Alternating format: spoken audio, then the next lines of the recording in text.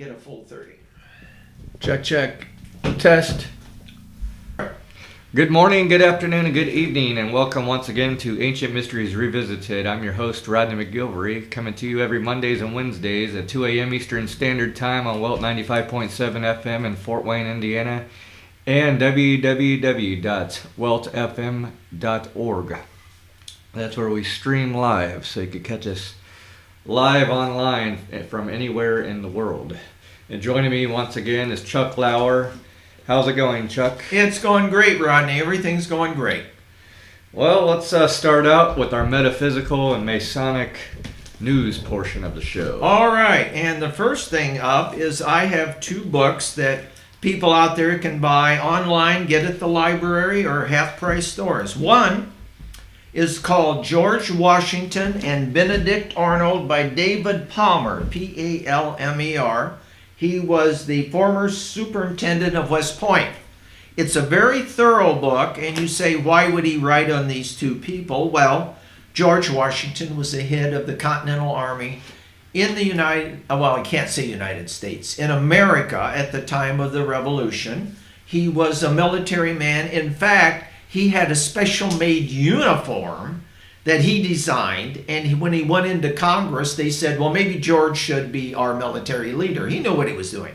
But besides that, he had the ability. He was taller than any man there. He was about 6'2", 6'3", and in those days, that was tall. Yeah, that's really tall. And if you go into any of the older historical buildings on the East Coast, even you, Rodney, would have to duck. They were very short people then. It's just the way the lives were, the food was. And the immune systems weren't very good. But anyway, so he writes about George Washington, and then he writes about Benedict Arnold. Now, Benedict Arnold was a good military person.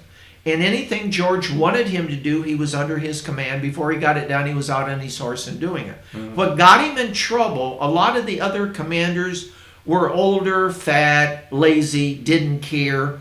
And in fact, the story goes, which we'll talk about in the future, for the Revolution, there were a lot of extremely wealthy people that played both sides against the middle. So they were waiting to see if the British won, they would go to the British. If the Americans won, they would go with the Americans. But this is never talked about loudly today in patriotism. So when the war was over, like I mentioned before, those that were British, or they're called the Loyalists, had 3 choices. They could get on a boat and go back to Britain and lose their money and their business property. All they would have was the clothes and their titles, if they still had titles. Or they could go to Canada and also lose their business and their money, which a lot did. Mm-hmm. Or they could stay in the United States and become Americans. Well, it was about a third, and a third. And the sad thing is, I hope my Canadian brothers don't take this the wrong way, but sometimes when I go up to Canada, and I'm doing things for what I call the Coptic Association of America. And they're also in Canada now and have their own association, which is a metaphysical group. Or other groups up there, you get this standoffishness or a little hostility. I offered a brother up there some books one time, and he said out loudly, I don't want your books. We have our own here in Canada. We don't need your American books. Well, if you think about it technically, which you tell them and they don't like, we're all on the American continent. Right. It's just split up into 2 countries. Now, to make it short, there was a book on church diocese, which I bought, picked up years ago at my church when a priest retired, and Quebec and Canada came all the way down in what would be called Indiana, the state of Indiana today. It was a humongous, as far as the church goes, church diocese. And so when the other priests came over here, Baltimore, Maryland was sort of like the center for dioceses of all churches back then. They started to chop up into divisions, and it became the wilderness. Indiana was the wilderness back then. So anyway, Canada could have become a state. They wanted it to actually become a state. So Benedict Arnold, to make a long story short, had ships or could do commerce on ships in the Great Lakes. So George knew this. So to take on the British Navy, and I still can't believe this today, but it happened. The British Navy made 2 or 3 humongous large ships, 3 stories tall, cut them up prefabricated them, shipped them to Canada, put them back together on the Great Lakes. So you know what that'd be. There's a movie waiting to be made. Yeah. And then Benedict made little ships out of fresh wood, which isn't good. That's all he had. On southern Lake Champlain, he made 5 smaller ships. I wonder how many people don't realize the trade industry back then. Well, it was huge. Yeah. It was huge. I mean, it's the way you traveled. People forget that. The water is the only way as far when you went inland, they could never see you again. Right. It was the boondocks. So rivers, which were bigger and better then, leftovers from the glaciers, and the big lakes were it. So Benedict waited with his little guns and these little ships, and it was the fall, getting on to be winter of the year in October. It's in this nice book. And when the big boys came down, he snuck up behind them and took pot shots at them, and by the time those ships could turn around, he ran back into the islands on Lake Champlain. He knew all that territory. The British Navy did not. And they needed a humongous amount of time to turn those big warships around. Well, he kept them busy, which is what George wanted. So eventually he lost 3 out of the 5 ships. He went even between 2 of the big ones and shot at them because they couldn't shoot at each other. Little George's ship was between them and their guns were aimed higher. So anyway, Benedict knew what he was. He survived all this. Then he came back, got another position, and was overlooked. And that's where the crap hit the fan, because he got angry at the government. He got angry he wasn't recognized for his abilities, which is true. And so he married a nice his second wife. Of course, she didn't live long in those days, and children died constantly, whose father was a big shot judge. And the judge was playing both sides of the spectrum, not knowing who was going to win in America. And I think her name was Betty. Well, anyway, she coaxed him into thinking that he should go to the British. She was about 18, 19. He was pushing 35, 40, which was old in those days. And so he made up his mind to go to the British side. So the long and the short of it, he made contact. And he was over West Point, too. Mm-hmm. So West Point was the big place. It wasn't exactly a training spot, but it was a location on the river that was humongously important for ships to go through. Okay. So that's why they call it West Point. Later on, it became a training center. I don't know if it was then or not, but it's in the book. And it's a very nice paperback book.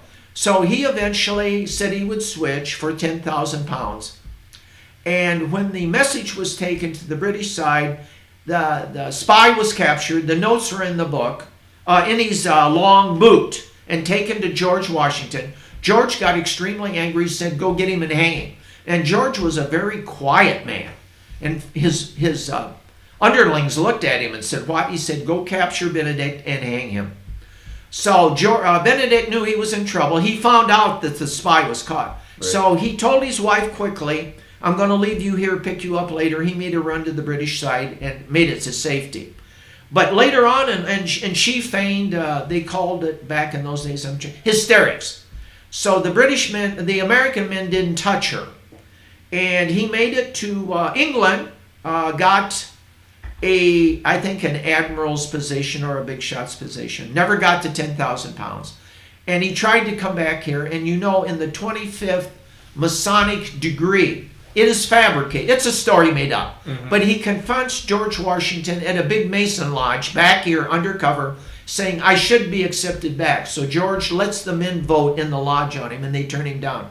So he says to Benedict, and it's a playlet, you have safety to get to the ship. After that, I'm not responsible for you. So Benedict went back to England and died as a traitor to the cause over here.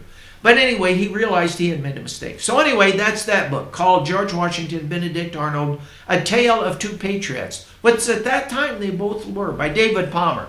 Okay, the next book, which we'll get into our storyline with in a different way, is called The Templars. I've talked about this before. Piers Paul Reed. It's a hardback, R-E-A-D. It's the dramatic history of the Knights Templars, the most powerful military order of the Crusades. And ladies and gentlemen, they could be today. I've been around them enough. I know they're international. I have to go across to Europe and talk to some of my brothers over there. Mm-hmm. The Knights Templar is an extremely powerful organization. So today, they do training among themselves. Many states. I chartered what's called a research lodge in Indiana last year, a Templar research. You get a nice medallion. You're part of a group. We talk about esoteric material. The Scottish Rite does not exactly do that. So on the right side, you have the Scottish Rite to 32 degree, which Rodney worked through, and I did the York Rite also, which is 9 degrees, 7th, 8th, and 9th. They're called the Templar degrees. And they're a very nice group. I call it more esoteric. But anyway, you can make your pick or do both like I do. The Templars are still a valid force today. Yeah, which is interesting because there's probably a vast amount of people out there that still think they're just a myth. Yeah, and it's a country club. It's Right. a bunch of guys getting together, going through a ritual. Yes, we carry swords, we wear feather ostrich hats, and there are new uniforms coming out that are a good outfit will run you about $1,000 today. But there's other outfits. So Now, isn't it true too that the Knights Templar is the only order within Freemasonry where you have to be a Christian Yes. to be involved? But here's the deal about that, and there's been books written out this, and there is controversy on it. Which came first, the chicken or the egg? Which Right. came first, the Templars or the Masons? So I personally say, if you go back to Roman times, the Masonic order, and I'm trying to think of that name, I just lost it, Comanche. The Comanche. You can look this up online and in books. So the Roman general would come into an area and say, look, you got two choices with these legions. You can either join us or we'll kill you. And if you join us, you bow before our gods once, and then you can go have your own religions and your own business. So a lot of people did that. Right. But with them, they brought 2 or It's 3. just to test how loyal you are. Yes, Romans just want you loyal enough Right. that you won't give them trouble. Now remember, the Romans are business people. Yes, they got legions, they got soldiers. So they would bring in with them 2 or 3 professional stonemasons, which you could say today we would call our 2nd or 3rd level of Masonic order in the Blue Lodge. The crafts, they call them today.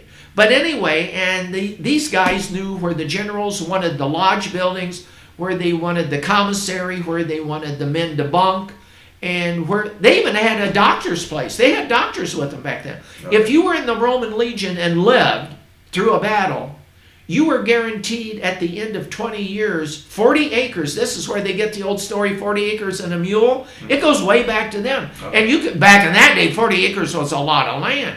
And you got a retirement salary. You got, when you left, you got so many gold coins. So you were in a small area. If you stayed in the area that you had fought in and married a local woman and had kids, you could live very well. And a lot of the men did. A lot of the Caesars retired and went to places like Budapest and Hungary and the small eastern countries that had retirement communities for them, springs, waters, the whole 9 yards. So anyway, these gentlemen are alive today. Yeah, we don't run around on horses and chainmail and all that stuff, though there are reenactors that actually do that in different groups. They have the intelligence and the power and the ability to do one thing, ladies and gentlemen, and I've said it and I'll say it again. We've got to take back the properties that belong to us, that were taken away by Philip the Fair illegally through private courts, through his government court system, in conjunction with the Pope of Avalon. So the Templars were really under the auspices of Rome or the king. There were 2 popes back then, Weinberg physician, Rome and the one in Avalon. And so that makes them a religious order. They're not a secular, military, non-religious order. So this is why what Rodney's talking about, on the left side, or what I call the Templar side, you have to be a professed Christian. So Rodney and I know a lot of nice Masonic brothers that are neither Christian nor do they believe mainly in a God like we do. And that's allowed in the Masons. Right. As long as you're not an atheist. So even George Washington would say divine providence. He rarely went to church. He was not a churchgoer, but he became president of the United States. And he was a brother Mason. On the York Rite side, you have to be one way or the other, very simply. They don't make a big deal out of it. So with me having a background as a Gnostic priest, I'm already a Christian. Rodney's a Christian. And Rodney will be looking next year at joining the York Rite. Why? Because at the higher levels, we get into the esoteric material that Rodney and I really, really like. So it gets very interesting. We don't have the square altar in the room anymore. We have what's called a trident, a 3-cornered altar, which is like the stealth fighter. That's all it looks like. And again, the rituals are done at that altar. The number count's different. Is where geometry takes place. Big. It's huge. We have 12 nights. You have 12 candles. So the numbers. And anyway, the Templars by Piers Reed is a very good book. If you went in depth, mine's even falling apart. I got a rubber band around it now. I like how you make your little side notes on each page. Yeah, that's because I'm dyslexic and handicapped, and it really helps me. So if I'm going back quickly and I'm going to talk to Rodney today or you ladies and gentlemen around the world, I can read my side notes. And some of the real early Bibles that were copied, some of the monks in the monasteries in those beautiful vellum books made notes on the side. Not as many as I do, because those books are, even back then, were very rare treasures. So you realize, ladies and gentlemen, the choir books were humongous. We're talking, 14, 15, 1600s, where the monks would chant. They were chained to a round piece of steel book holder so they wouldn't steal them out of the monastery. Okay. So that's how valuable. And some of those books had stones in them, like emeralds and rubies in the cover, in the leather covers. Yeah, those old books are becoming artifacts. Oh. It's rare to go to nowadays and have those books. And the ones you really want to look at, ladies and gentlemen, and study, because it's more pictures than words, is called the Book of Kells. Okay. It's one of the famous Irish books way back that was translated. Now, if you look at those books, a lot of them were done by hand. There were no lines under each line of letters. Now, in the old days, they didn't have a capital letter of each sentence, and they did not have an ending period. It's on running. Okay. And it was up to you to figure out the storyline and how the words went together. I forget what century. 14th, ladies and gentlemen, I've asked you to help out in the past, so in the future here, if you find out the date, and there is a certain person or two I've read about that started to use punctuation. Up until a certain time, there was no punctuation whatsoever. Let us know. Send us an email. Let Rodney know on the material. Okay, moving away from that. Now, here's the big one that Rodney and I have talked about over time. There is a gentleman called Dave Thomas that started Wendy's. Some people say it's Columbus, Ohio. I say it's Fort Wayne, Indiana, because number one, I'll repeat it again for everyone out there and for myself, because I like the man so much. Dave Thomas was an orphan raised at the Catholic Orphanage in Fort Wayne, Indiana. The buildings are still there. They're absolutely gorgeous. A private firm now owns them. But he worked as a teenager at a place called the Hobby House in Fort Wayne, Indiana. One was downtown by the old Wolf and Dessauers building a few blocks away. The other was out by on Crescent Avenue where it makes a V, not far from where Rodney's at. And then eventually they tore both the restaurants down. They closed them down. So the new one out on Crescent Avenue has a brand new Wendy's, it's been there a number of years, restaurant out there. So anyway, Dave Thomas, working at Hobby House, met Colonel Sanders.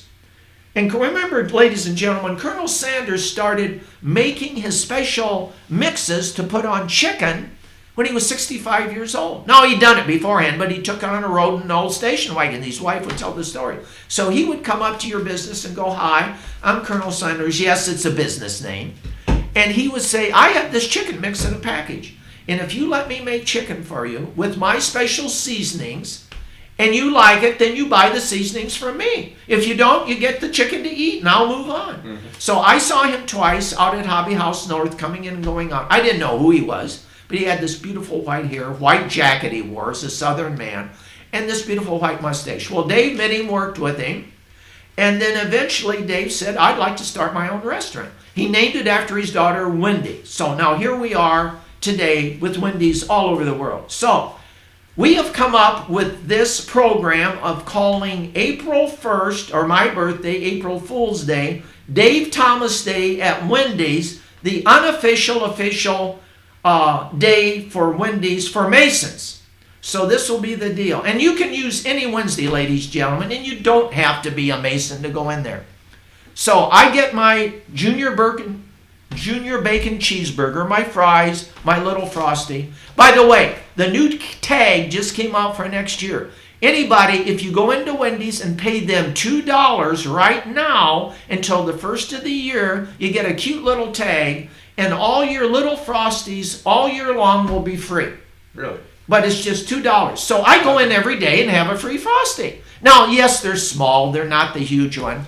But I don't have to pay for it. And that money is used for the Dave Thomas Foundation Fund. So just remember that. But it comes out at the end of the year. All right. Now, the unofficial, official Dave Thomas Day will be devoted to thanking Dave. You go in. I always get my cup of coffee. I walk up to his pictures on all the walls and say, thank you, Dave. He's a 33rd degree brother Mason. He worked his way up the hard way. In Indianapolis, Indiana, USA, is the State Masonic Library downtown, and on the library floor is a table set up just for Dave. It's posted on the page for Masons. They can see this with his picture, his medallions, his apron, and it tells these little stories. That was very nice. So why I'm saying this, can you raise yourself up from your bootstraps, having not a thing, and become a well-known personality and help people? So the point is, ladies and gentlemen, that'll be every Wednesday will be the unofficial April Fool Dave's Day for Wendy's. But what's the unofficial official sandwich of Freemasons? Bacon Junior Sandwich. You go in there and say, I'd like a Dave Bacon Junior Sandwich. Now, a lot of these kids that run it won't know this commercial that I'm giving here for the Masons.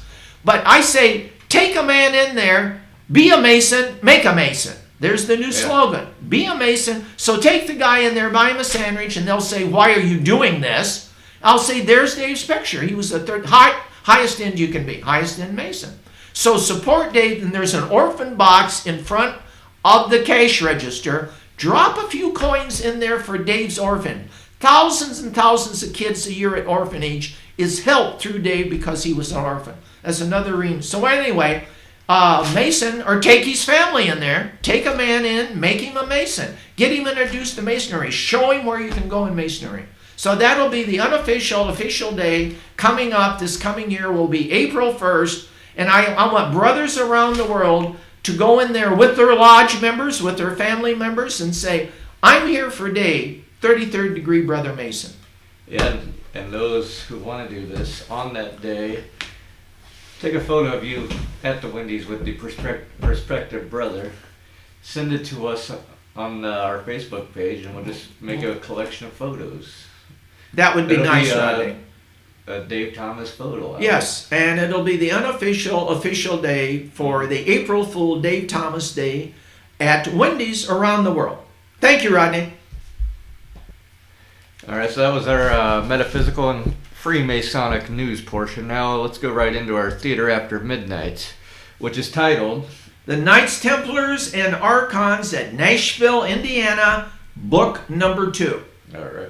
Stories that are about tales of myth, fact, and fiction are intertwined with Masonic flavors. Book number 2. Here we go. My car phone rings like the old, large, heavy, dark phone of the 1940s. Aleska says softly, please answer the phone, Brother Charles. And Aunt Lucy can see you at this time through her telescope on the porch in the hills. And Aleska gets a little more pushy. She says, now. I live in another world most of the time. And I visit here to see my parents and Aunt Lucy, who feeds me, of course, with the special Mason Navy bean soup.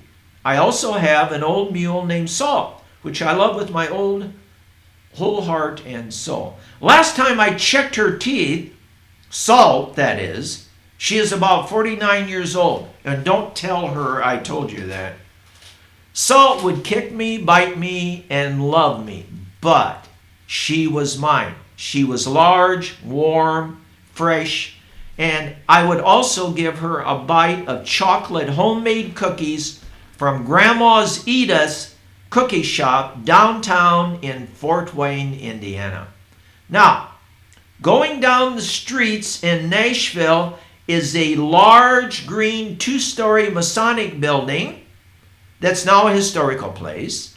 And on the left side is called the Fudge Shop on the first floor. Follow your nose straight to the Fudge Shop. It is heaven.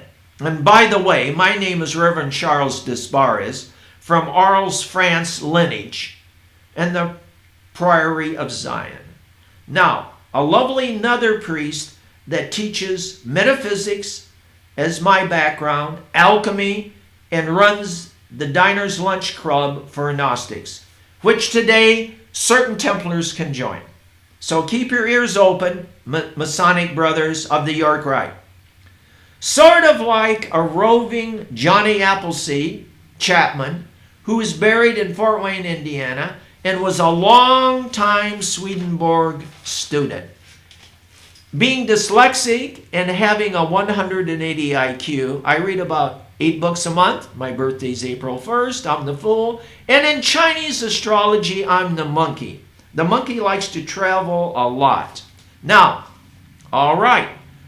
Alexa comes back on as I'm thinking, and she said, Charles, now. Yes, yes. Hello, Aunt Lucy. I hear we're having a table dinner tonight. I love you, dearest. And I'm waving above the computer, above the convertible, rather. And she says, I can see you. Quit waving like a madman. I have something amazing to share with you about the planet conjunctions in the new year, Charles. And I made your favorite navy bean soup with cornbread, Mason style. I am signing off. Thank you, Aunt Lucy. I love you. And there is then silence. I feel Aleska smiling, but remember, she's a computer. Be glad Aunt Lucy did not hear that last quip, Charles. Heads up, Templar. Your father, Charles Sr., is on the phone. 3, 2, 1, bingo. Good morning, Charles Jr. How are you today? I am fine. I am here in sunny Madrid. I have just finished a bullfight and went to a St. John Festival Day with your mother and Templars for High Mass at the cathedral in downtown Madrid. There is silence. Are you still there, Charles, and have you accomplished anything since I've been gone? I wait and pause. A few minor things, dear father. For example, I took Nellie in, had a lube oil and filter, had her tires reconditioned, put in a new battery, and Aunt Lucy has invited us to a navy bean soup dinner when you get here with nice, fresh, hot cornbread. And oh, by the way, Father, I found the Holy Grail nearby. He comes back abruptly. What? Where? When?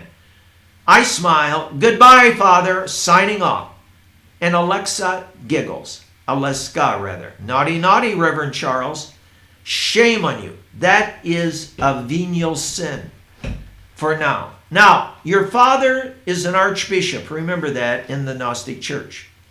And I say, I am not lying, Alexa.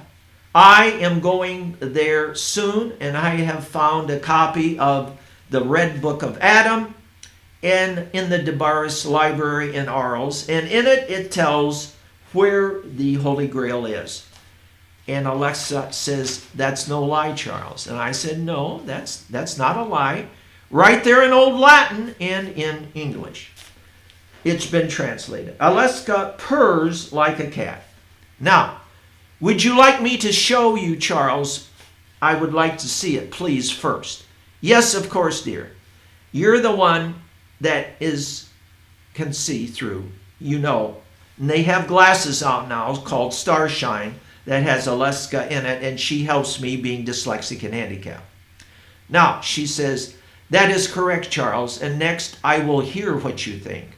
A cold chill runs down my spine. On my next birthday of April 1st, I am going to receive a temple implant with a microchip. Everything I think, everything I hear, everything I say, Aleska will know. This is a brand new world out there. I parked Nellie. She is all shining with a new wax job. Up at the Orban Core Duesenberg Museum in Auburn, Indiana, she received the work. The big snobby cars up there, the Auburn and the Cords, look down their chrome noses at her at a cute, perky little Corvette. My father's favorite first, then my mother, Clara, and now me. I pat Nellie, park the car, head through thick leaves up to the pine cabin steps where Aunt Lucy is tapping her foot and waiting on me.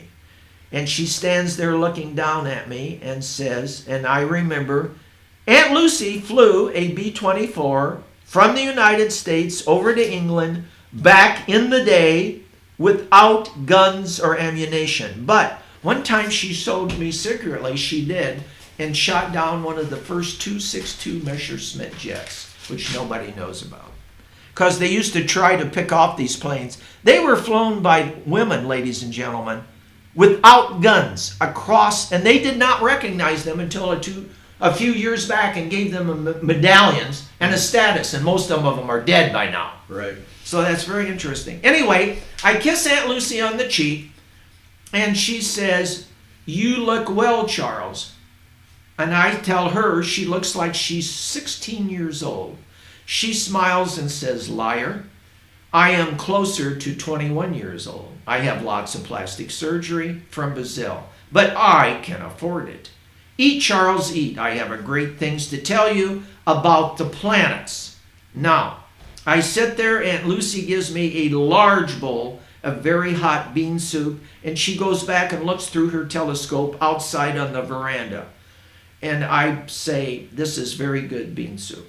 Now, she tells me that the telescope is almost as good as the one in Arizona run by the Jesuit priest order, which very few people in the world even know about today. You can go there and see it. A brother runs it, and he will take you on a tour. Will he tell you what it's for? He says, "We're studying the stars." I think it runs a little deeper than that. Anyway, she knows a young bashful priest there named Michael, and they talk, and she really likes his potential. Aunt Lucy circles me, waiting, watching me eat spoonful after spoonful. But she is full of information to share with me. She is a Sagittarius, the same day as Pope Francis's birthday, and also in Chinese astrology. So I know this, and I think back talking to my mother. Pope Francis will never let anybody tell him what to do, neither did Lucy, and he will wander on his own in his own car, which, ladies and gentlemen, he has. He has security that follows him. Anyway, Aunt Lucy says, "Are you done yet, Charles? I am waiting for God's sakes." And I tell her to slow down. "You are your mother's son, Clara. She is still singing with the big bands, Charles?" I said, "Yes. In fact, she will be in Nashville in 4 days from now." I finally put down my French large silver soup spoon and walk over to the sidebar for a second cup of black hot coffee. Her coffee is renowned, and of course, coming up soon will be Uncle Henry, as we know him, or Merlin. My mother is doing great, I tell Aunt Lucy, back in town this weekend, and she will be here for the huge get-together on the full moon. Lucy, as cold as ice, yells back at me, "No, I never want your mother here. Now sit down and listen carefully to what I'm going to tell you about the planets." Alaska yells in my ear, and she says, "Turn off that robot. I do not want to hear her." She yells in my ear, "I am not a robot, and soon I will be able to take own bodily form and deal with Aunt Lucy." So between Aunt Lucy yelling at me and Alaska in my ear, I would like some peace and quiet.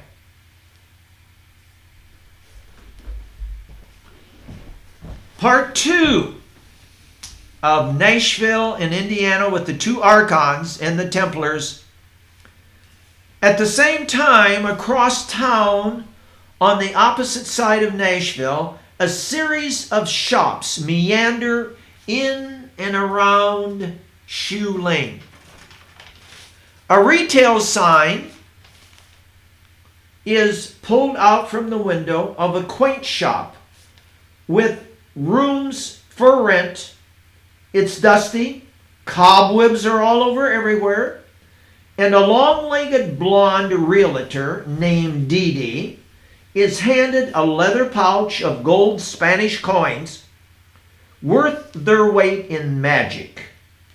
She smiles and looks into the blue sparkling eyes of my Uncle Henry, or in French, Henri, also known to the world as Merlin from times past. He smiles, takes the keys from Dee Dee, and gently shoves her out the door. She is infatuated with my Uncle Henry. The key clicks shut. In broad daylight, you can hear and see loud snap, crackle, and pop sounds come from under the cracks in the door and through the windows. A blind black alley cat walks up to the door and sits in front and waits. The door opens quietly, ajar, a crack, and the black alley cat enters. You hear laughter and the door shuts, slams. Inside, among the dazzling, flickering lights, stands the true Merlin, arms rhythmically swinging back and forth and up and down, with brooms and mops and cleaning tools, paint going all over the new walls in beautiful magnetic colors, up and down and sideways, all in syncopation movements.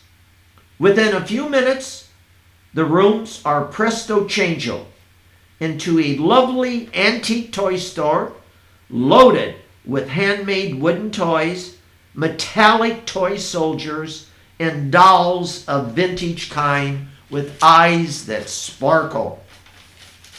A 100-gallon fish tank is in the corner, loaded with different types of fish, and a live mermaid named Linda that squeaks and giggles with very sharp teeth, and on her arm is a Templars tattoo.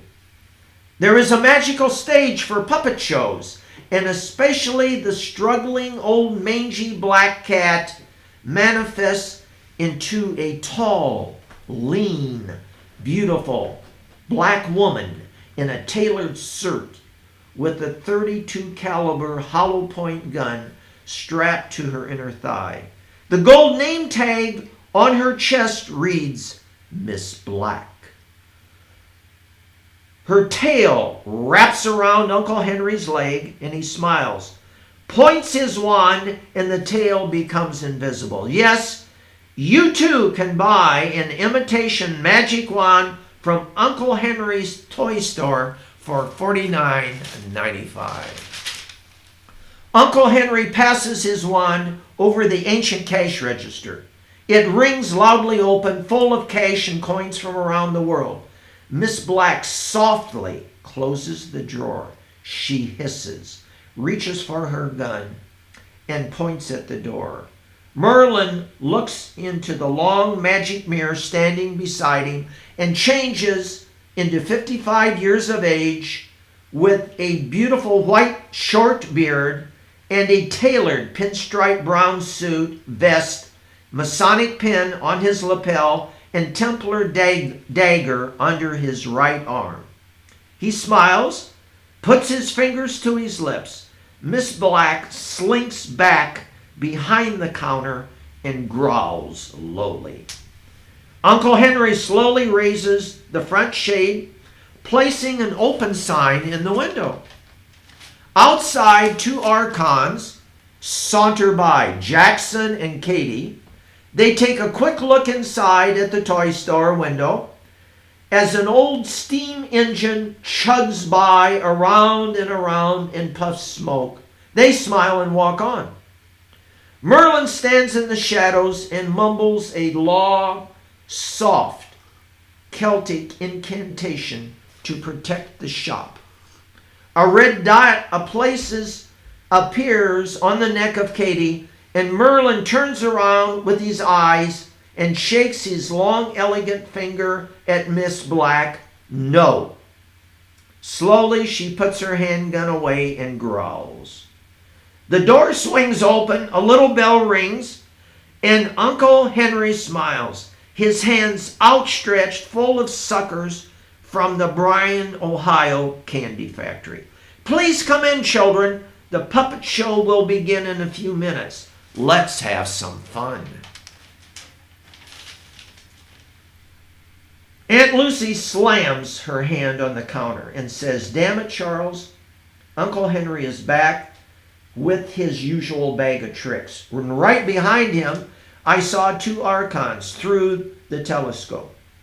The trickster is going to cause us trouble today. You had better check out your favorite uncle, the loved one, and we will finish our conversation later at supper. Bring him back with you. He loves my Mason navy bean soup. And yes, his new appetite and his apprentice will be with us. A large, shapely black feline named Miss Black. Aunt Lucy grabs my arm. Be careful, Charles, she says, looking into my eyes. The woman is full of poison. I smile, kiss her on the forehead, aim Nellie down for a run roll, and hid into Nashville, far below us.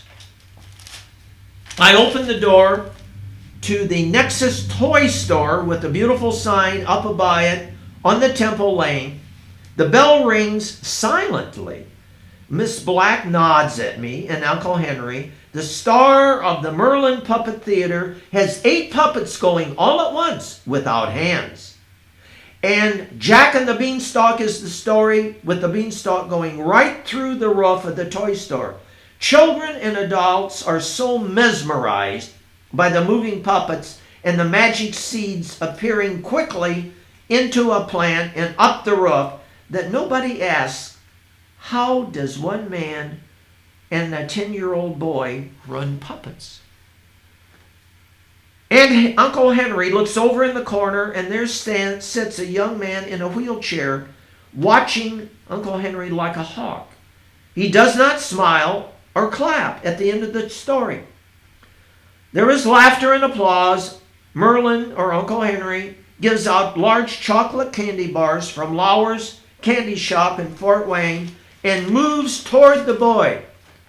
Merlin bears down and whispers in the boy's ear. He looks up at Uncle Henry and smiles. The boy's name is Rudy, and a tear runs down the mother's face. He has not smiled in 3 years, she tells Merlin, and he hands her a golden chocolate candy bar worth $500.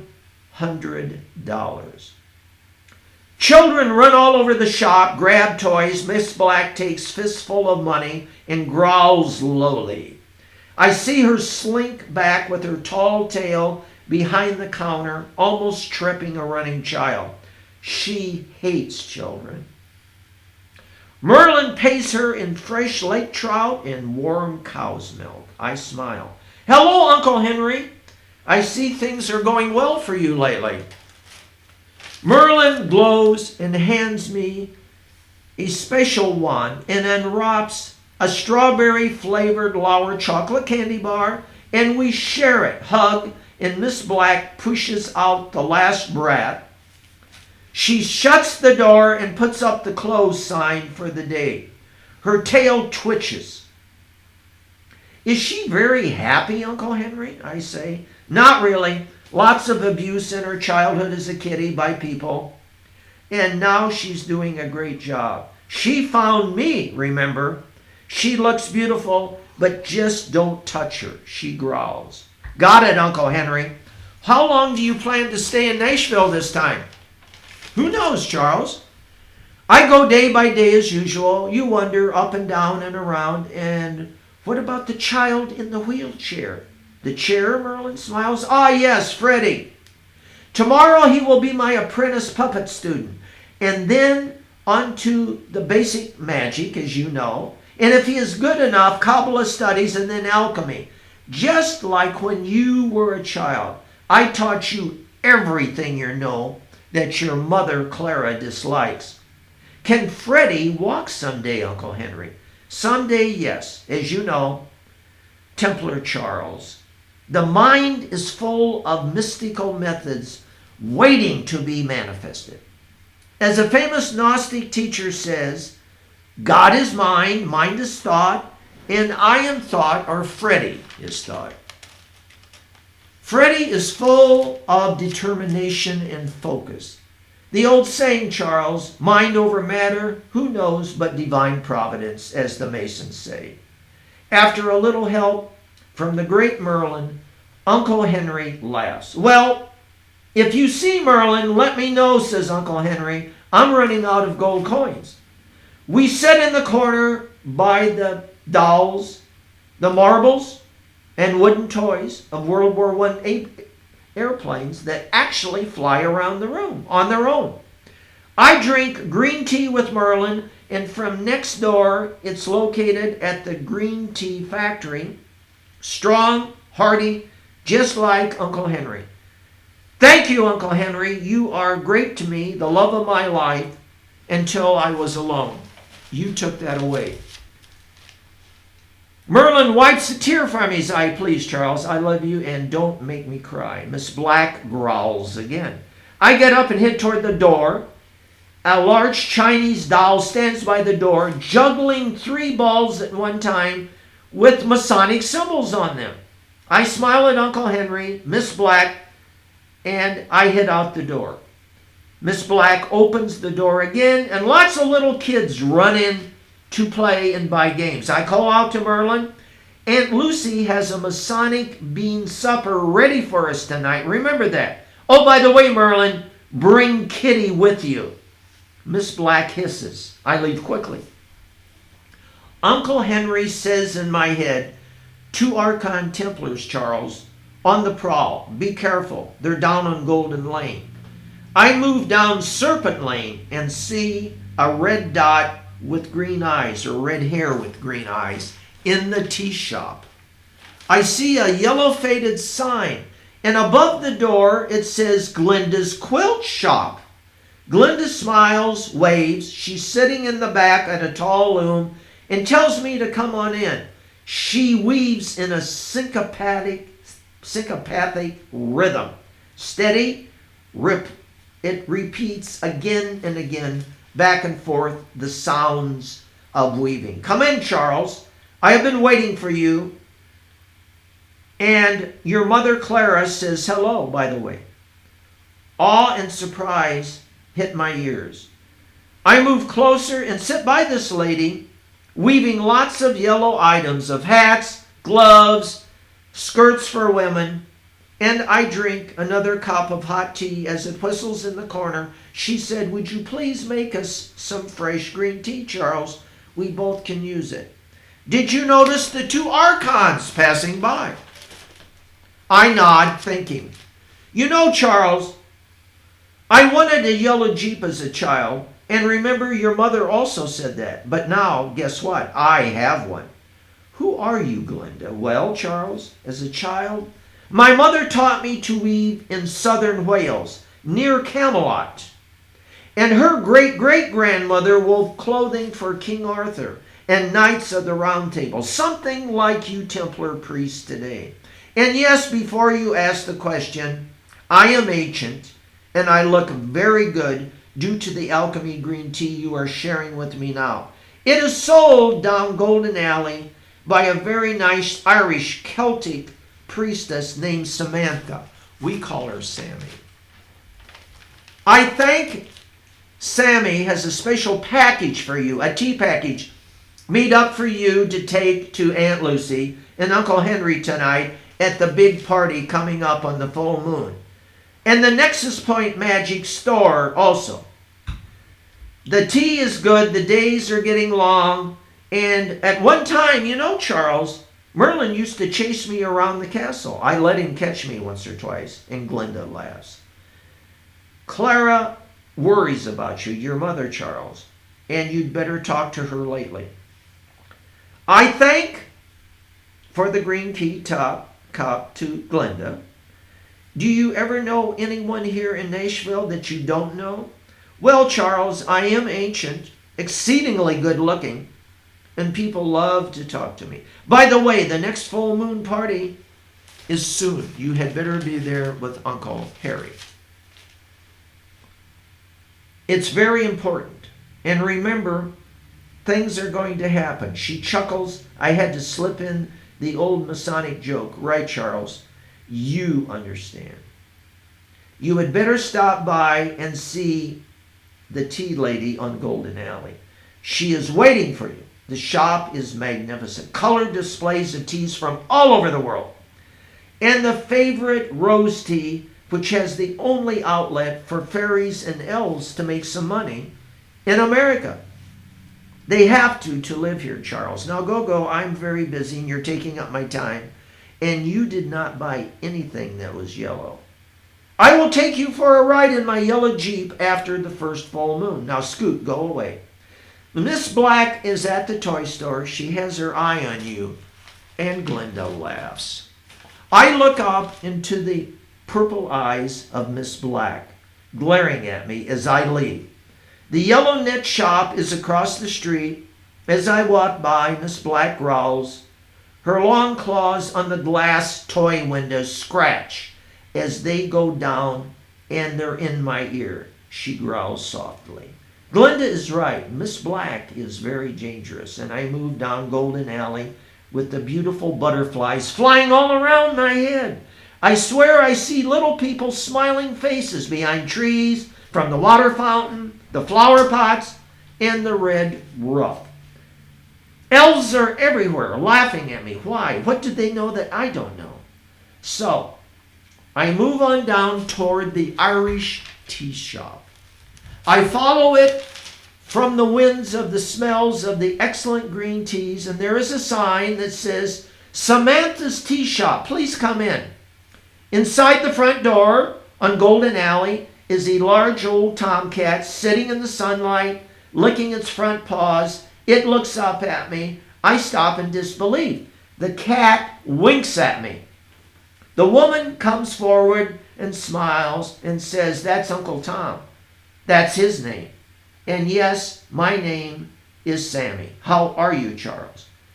I said, the cat winked at me. She says, yes. He used to be a sea captain, actually. A Templar sea captain, like you. But now he is my cat and in the house, and he's sort of nasty. He hisses, growls, cleaning his paws, and moves behind the counter. And I hear rip as he tears some fur out of his foot. Now, Charles, as an old Templar sea captain, you and Uncle Tom would go about in the waters as Templars, and you shared some events in 1307 when the Templars were destroyed. You were on one of the ships back then that sailed out of Marseille and headed up the coast of Switzerland. Do you have any remembrance of that? And I sit there and I drink hot tea with Sammy and I look her in the face and I said, no, I do not. So things move on, and then she says, and then there's your birthday, April the 1st. Ah, yes, she says, blended with Doubleday green tea, Charles. Your family name is Edwin DeBarris. Your father is a senior, you are the junior. And back and forth, you've come through many lifetimes. Now, he was once the archbishop with millions of gold pounds. Or did I tell tales out of the school? What my father was as an Irish Celtic bishop, I know very little about. Glenda says, now, being a Templar priest today, don't get your pants in a twist. And she pours out of a dusty brown bottle into my large green European teacup a thick brown flavor of alcohol. Here, my dear boy. Have a big sip of this Earl Grey tea mixed with a wee drop of old rum. It's good for you to calm down your nerves. Aunt Lucy is right about you being very high-strung, Charles. And I drink it, and it is hot going down. You're a Templar, Charles, and you need a woman, you know that, to calm those nerves of yours. And maybe a child or two. Yes, that would do the trick. I choke on the hot tea and the rum and add some more to my coffee cup. What, me marrying 2 children? Yes, a girl. Let's see, a girl. First, to be a Greek medium and healer and an alchemist like me. I will personally teach her. She adds more rum to my hot tea and we drink together. And your mother, Clara, she will be very proud of the child. The boy will be second. He will be born again on your birthday, named Charles Jr., a warrior, a monk, after his ancient ancestors in Arles, France. And Charles was a very handsome man back then, your father. So looking forward to it, yes, Charles, I think 2 children. Thank you, Miss Sammy, I tell her to my heart. Well, Charles, I will give you a bottle to take with you to the party tonight of old-fashioned rum. Now, let's see. Acquired her third bank is a lady named Marion. And I look at Samantha and say, how do you know this?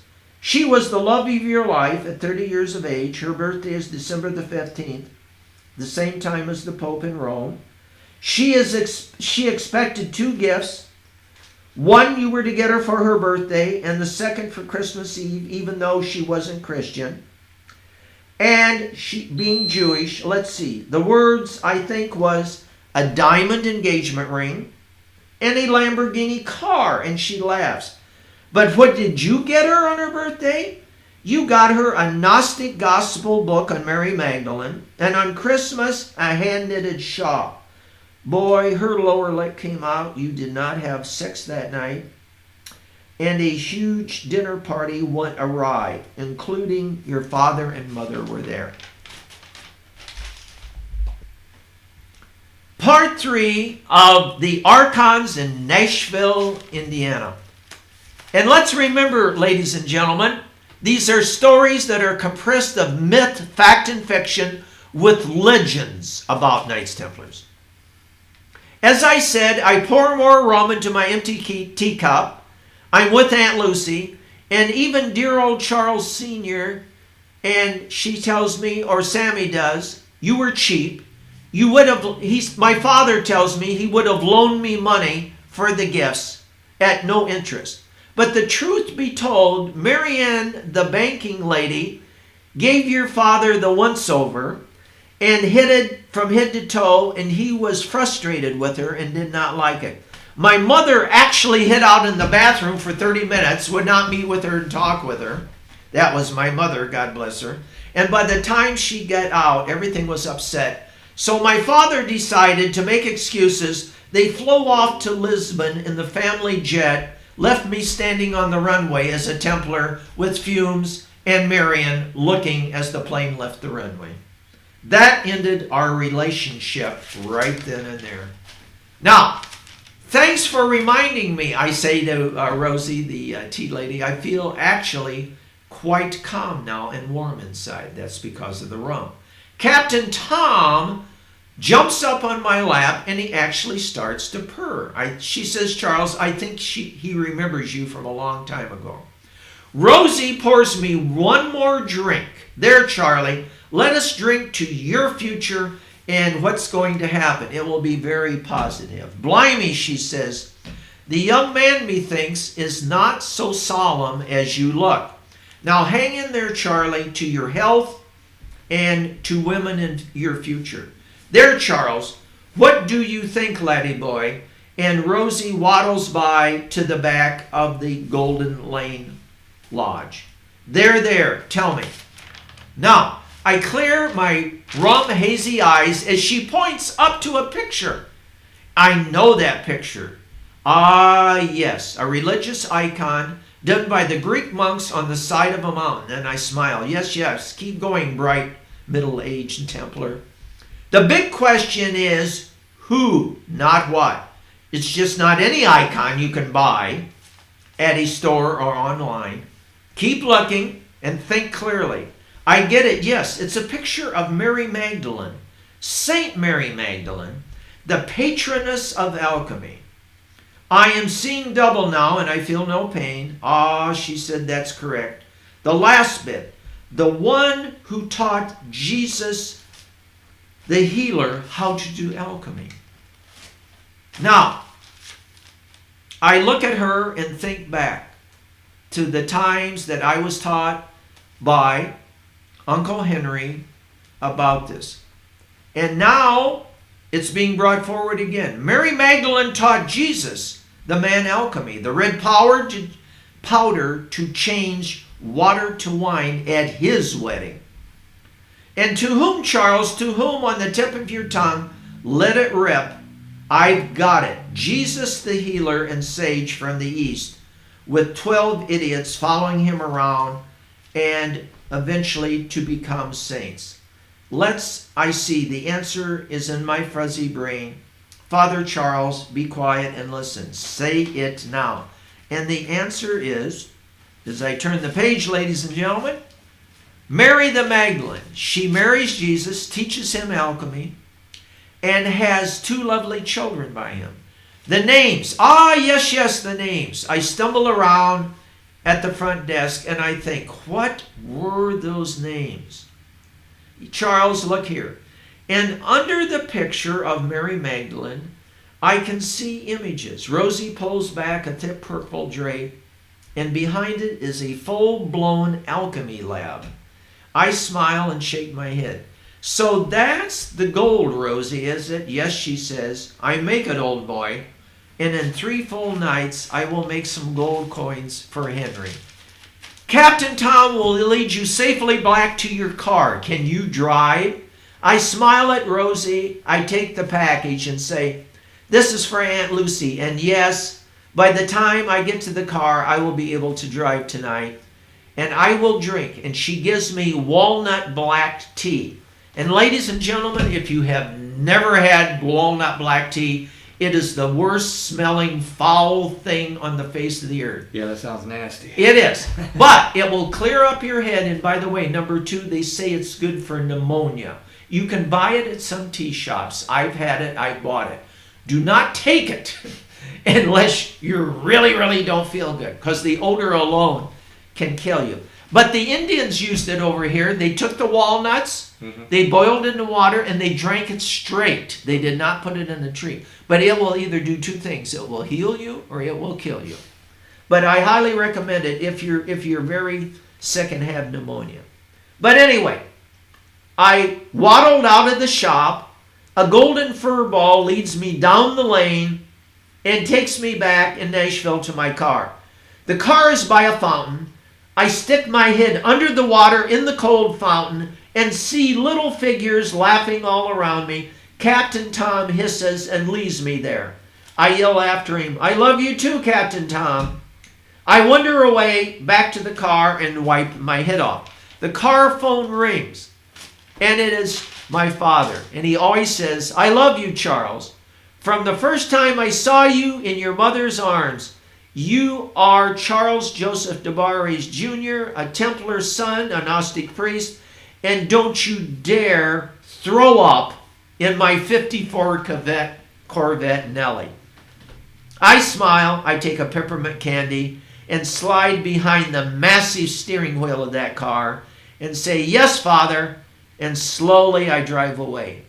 I say, take me home, baby girl. I am so lonely and no one to be it. Where is Merlin, my uncle, when I need him? And I hear in my head, here I am, Charles. I am never far from you, and always I will be with you. He touches the back of my head. I turn around, and Merlin is sitting in the car beside me.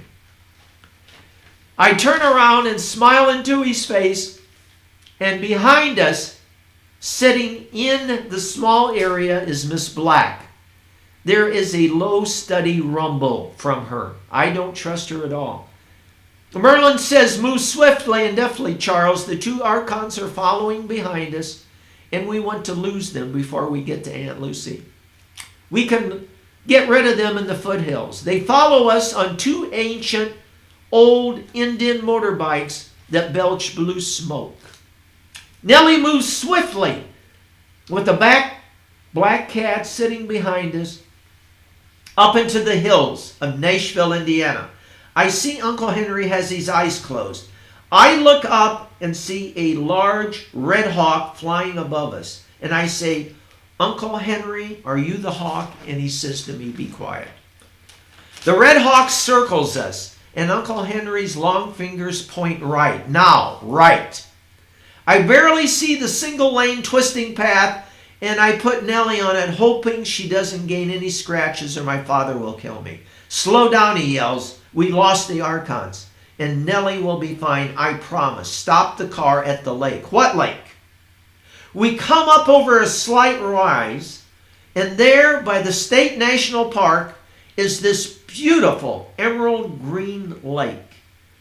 And it is quiet like glass. It is magnificent. I sit there with Merlin. He smiles, and he turns and stares at me. He says, look again, Charles. What do you see in the center of the lake with your inner eye? I focus hard. And out of the mist, there is an island. And 3 white women dressed as nuns come toward us in a small boat. Let's get a move on, Sir Knight, he yells. The 3 metaphysical ladies are here, and our destiny is on that island. It is wonderful. It is a Mason Navy bean soup tonight at your Aunt Lucy's, and I don't want to miss that. For an old man, Merlin scurries down to the shoreline, jumps into the boat, and holds out his hands. Miss Black stays in the car. There are no oars, I look. Hurry up, Templar priest. The Isle of Avalon waits for no man. The boat turns around and silently drifts back toward the island. The boat with the 3 veiled nuns hid softly to the Isle of Apples and to a pier. And standing on the pier is a tall nun. And beside her are apple trees that are white, orange, and black. She greets us. We go up onto the pier. Welcome, Brother Merlin. How does it go for you in the new world? Merlin embraces her, smiling like he knows her. It goes well, Sister Angela. It goes well. How is it on Emerald Isle? And she says, we are doing the best we can. I pray for you and this young man daily. He says, I have a guest to visit Arthur today. And Sister says, yes. Unknowingly, he is in a deep, deep sleep, Arthur is, and he has not come to life yet. Merlin shakes his head. I must go into Arthur's world and give him some hope. And I am a healer, you know, with words, herbs, and potions. Sister looks at us both and says, Templar Charles, come to the Isle of Avalon. It is your future, and sit beside me. I think I have been here before, I tell her. It looks very familiar, like in a dream. Ah, yes, the dreams, Charles, the dreams. Being a Gnostic priest, you realize that this is all an illusion going on. That which is coming and that which is going, the state you're in the nowness of the event. Remember the 33rd degree? Whence ye come and whence ye go. That is the secret to the all of this, Sister says. She smiles and leads us toward a round temple center. I go with the sister and I say to her, Merlin, do you know her? And he says, yes, she is my biological sister. So we sit there for about 3 to 5 minutes. We look at the glass coffin with Arthur in it, in the round circular building, open on all sides, birds sing. And he says, you will be back here, Charles, on your next birthday of April the 1st. And Arthur will sit up, get out, and talk to you. I hear the nun laugh in the distance. And I say to my glasses, it is Angelique. Show yourself now. And she will not do it. Soon, Charles, she said, soon. I will be there with you. All right. As we move on, Arthur tells me about what Merlin tells me about what Arthur did. And he says, Charles, look up at the round Templar church on the hill. See the 3 veiled nuns watch over Arthur in the glass coffin. They are Welsh nuns from southern Wales. The story of King Arthur about Camelot is not in England. It is based originally out of Wales. I said, why so long to tell us this now about these ancient stories? He said, very simply, Charles, the English did not translate the original Welsh stories. And now they're coming to the public knowledge. So I said, you have been to, he says, of course I've been to Camelot, and I am Welsh. Now focus, Templar. Look out into the lake and see the Lady of the Lake. She holds Excalibur. It's in her hand. It's safe for the keeping now until Arthur returns, and you will share with this.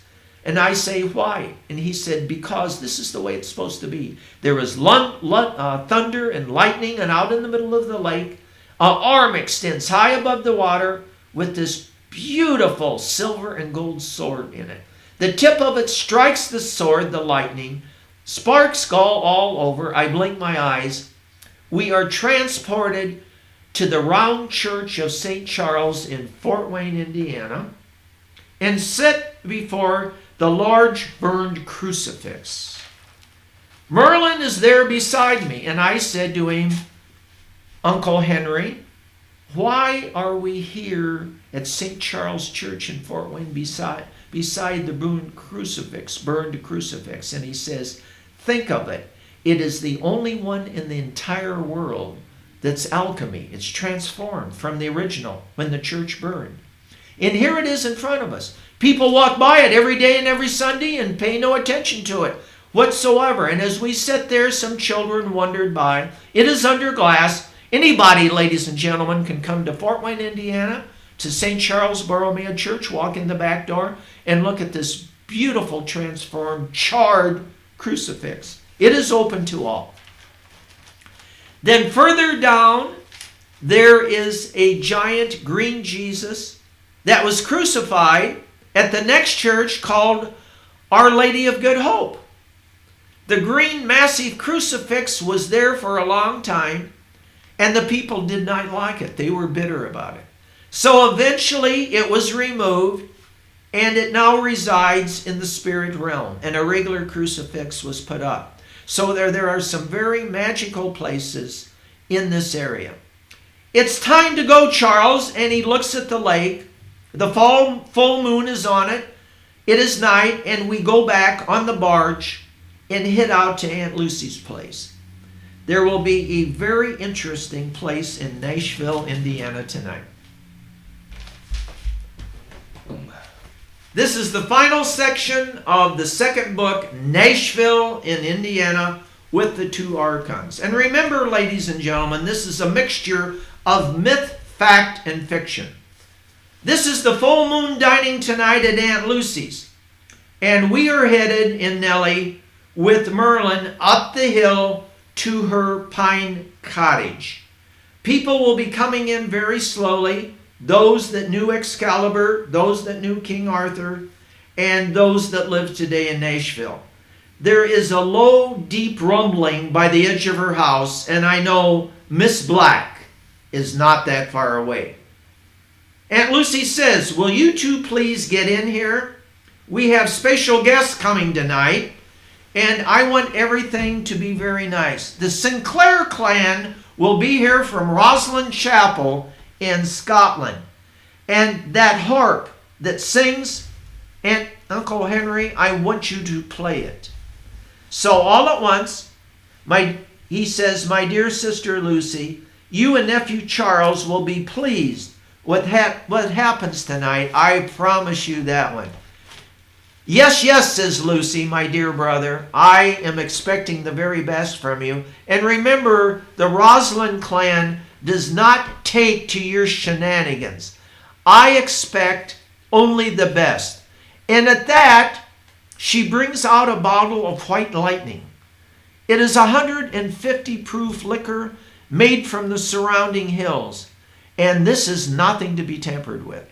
We are served 2 large bowls of Masonic navy bean soup with large wedges of fresh corn-made bread and 2 small glasses of white lightning liquid.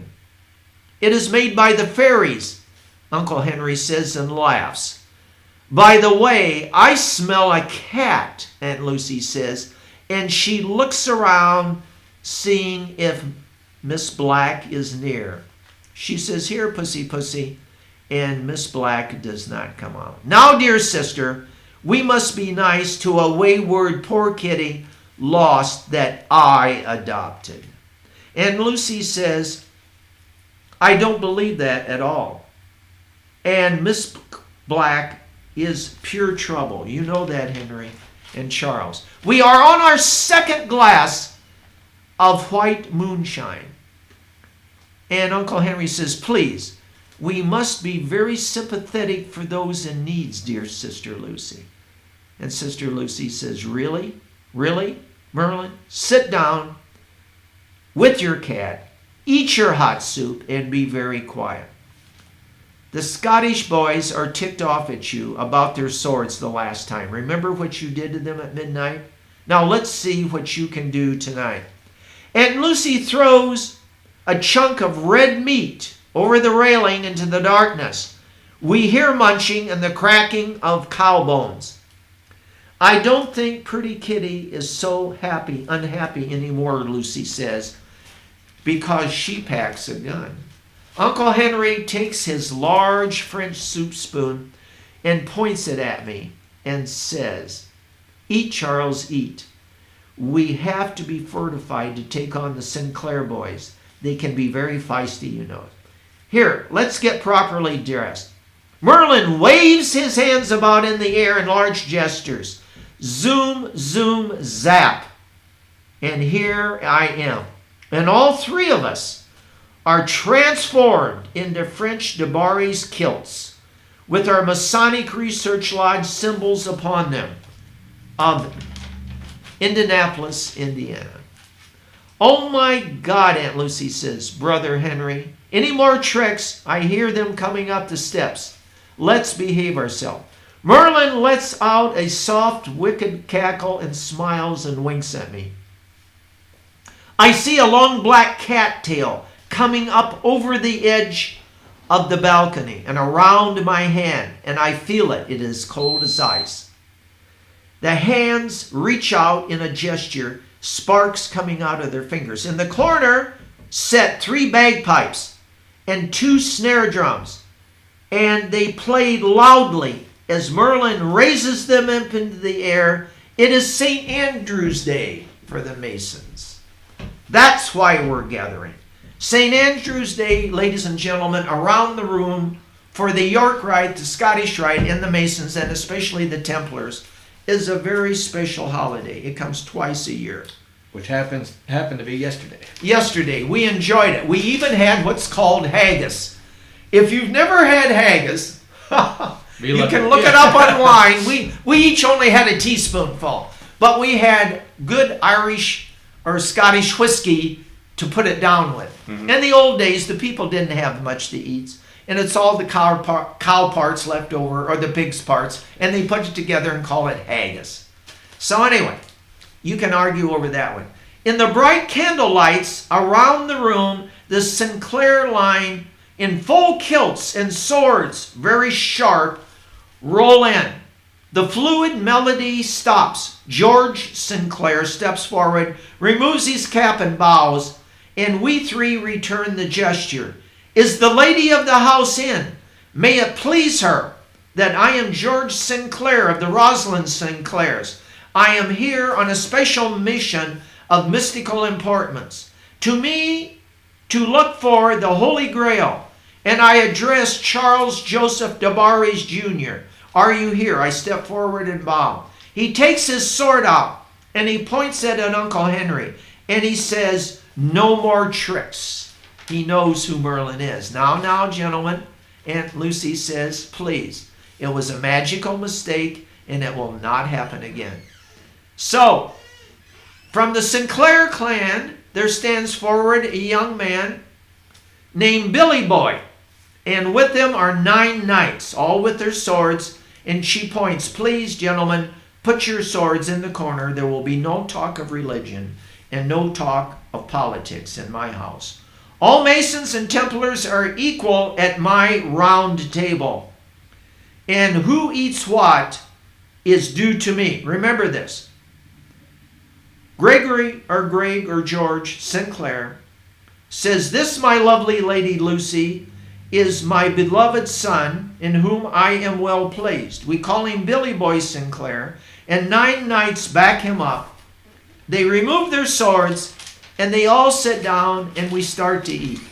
I am deeply honored, Sinclair and Crusader Knights. We do not stand on ceremony. Take fresh bread, home-churned butter, and filled from the iron pot is full of navy bean soup. Eat your fill in the pot. It will never empty. Plenty of ale, mead, and a concoction of mountain brew we call white lightning. Eat to your fill and drink. So the ceremony begins. The music starts playing, and large wooden bowls with wood spoons are filled up again, and again. The bread disappears, the alcohol disappears, and everyone becomes happy. I sit and sip on the white lightning, watching their faces all the time that they eat. The clear liquids are very deceptive. It burns going down the throat. After the third glass, you feel no pain in your fingers. In fact, you don't feel anything. Aunt Lucy takes away my glass and brings me a black hot cup of coffee. I feel the black coffee go down my throat as a cat's tail wraps around my leg. Gregory Sinclair stands up. The gentlemen knights all stand one by one. They bow to Miss Lucy and they thank her for the dinner and the food that they have given them. Now, we will all rise and step to the opening to the left of the green round table. And we will thank her, which is a common Masonic treat, little gentlemen, clapping. It's called 3 + 3 + 3. And we'll leave it at that. The Sinclair Sr. motions for Billy Boy to sing. And he stands up and the Mason says, Madam of the house, may we poor tired traveling knights light our pipes and have my rascal son, Billy Boy, sing a old ancient Scottish ballad of love lost. Aunt Lucy bows and says, please sit around the table. They all sit on the floor, wrapped in their large tartans, light their pipes, and Billy Boy stands up on the tabletop. The pipes are of ebony and ivory and have Masonic symbols all over them. They pack the pipes tightly with handmade tobacco from Nashville, Indiana. We sit around. Billy Boy stands up, drinks one more glass straight down of white lightning, and his lungs sing beautifully. One of the brothers stand up beside him with a small flute, and the music floats around the room. The tapers of the candle burn down and down, and there is a red coals in the fireplace. Outside on the lake, you see a giant moon filling the water as Billy Boy sings a song of love and lost. A storm of a Knights Templar lost at sea, returning home to Scotland, years away from his beloved wife. And out at the full moon, she stands on the castle with the new son of about 3 years of age. They see the sails come in on St. John's Day. He longs to see his wife, who he has been away from for many years. A dark storm comes up, swallows the ship up, and she watches as the sails slowly sink beneath the water. His wife is heartbroken. He will never see the son he has, and she will never have the husband again. The son cries out, Father, Father. After 3 days, the little boy walks the shoreline and finds the body of his father broken, laying in the sea foam. The boy is Gregory St. Clair, the man you now see standing before you. He was a wee child back then, but he remembers the death of his father, and this is his grandson, Billy Boy, singing about the song. Yes, this was many centuries ago, so they have come through a portal to present time. He sings the song, and then he stands up and he starts to dance. A dance that Irish and Scottish men do from a long time ago. And ladies and gentlemen, I actually seen this once at a restaurant. It is a town out east of here. It is a small town.